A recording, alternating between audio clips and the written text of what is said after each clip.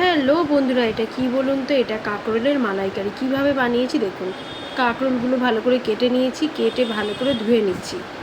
ধুয়ে এবারে আমি গরম জলে একটু সিদ্ধ করতে দিলাম। ততক্ষণ সিদ্ধ হতে থাক, আমি মশলা বানিয়ে নিচ্ছি। এটা একদম নিরামিষ, পেঁয়াজ রসুন ছাড়া। আদা, টমেটো, ধনের গুঁড়ো, লঙ্কার গুঁড়ো সব কেটে আমি মিক্সি করতে দিয়েছি। একটু নুন দিলাম, পরিমাণ মতো চিনি, কারণ এই রান্না একটু মিষ্টি না হলে ভালো লাগবে না।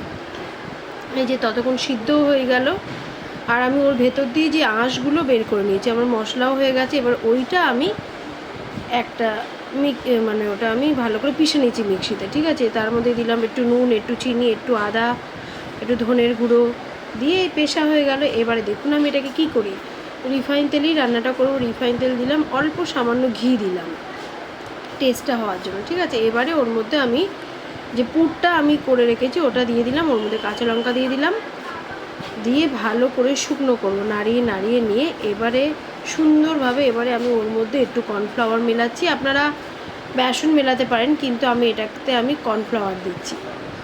আর একটু দিয়েছি নারকেলের গুঁড়ি, ঠিক আছে। আর দেখুন এবার মশলাটাও হয়ে গেছে, নারকেলের দুধও রেডি আছে। এইবারে আমি ভেতরে পুরটা রেডি করে নিচ্ছি। কিভাবে করছি দেখুন, সব কিছু আমি রেডি করে রেখেছি। আর এরকমভাবে একটু একটু চেপে চেপে দিয়ে পুরটা সুন্দরভাবে করতে হবে। আর খেতে ইয়াম্মি হয়েছে। নিরামিষ যারা খান তাদের খুবই ভালো লাগবে।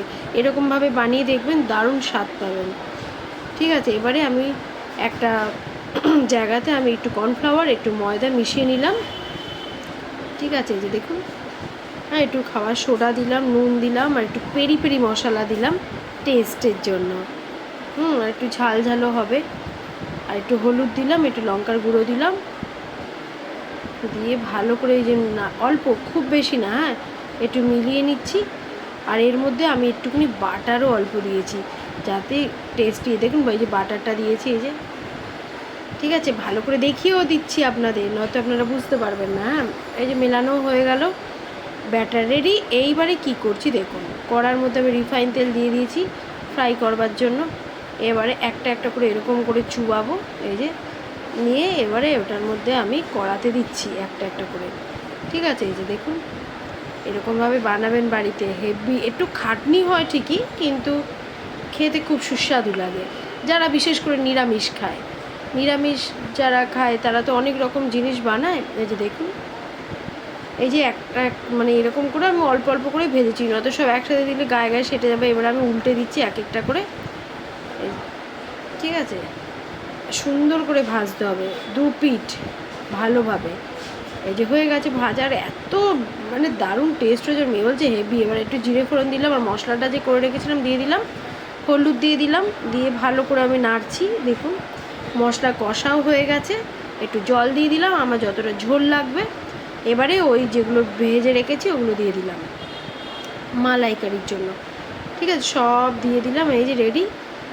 এই যে একটু আমি এবারে ভালো করে নাড়িয়ে চাড়িয়ে নেব, যাতে পুরো ঝোলটা ঢুকে যায়। একটু গরম মশলা দিয়ে দিলাম, দিয়ে আর একবার আমি নাড়িয়ে নেব, ঠিক আছে। নাড়ানো হয়ে গেছে। এবারে আমি এটাকে একটু একটা প্লেট দিয়ে ঢেকে দেবো, ফুটতে দিলাম। সিদ্ধ হতে মশলাটাও লেগে যাবে, ভালোভাবে হয়ে যাবে। এইবারে আমি প্লেটটা খুলে নারকেলের দুধ যে রেডি রেখেছিলাম ওটা দিয়ে দিলাম, যেহেতু মালাইকারি এটা, ঠিক আছে। আর খুব ইয়াম্মি টেস্টি, মিষ্টি মিষ্টি একটা সুন্দর নিরামিষ আয়োজন। কেমন হলো কমেন্টে অবশ্যই জানান।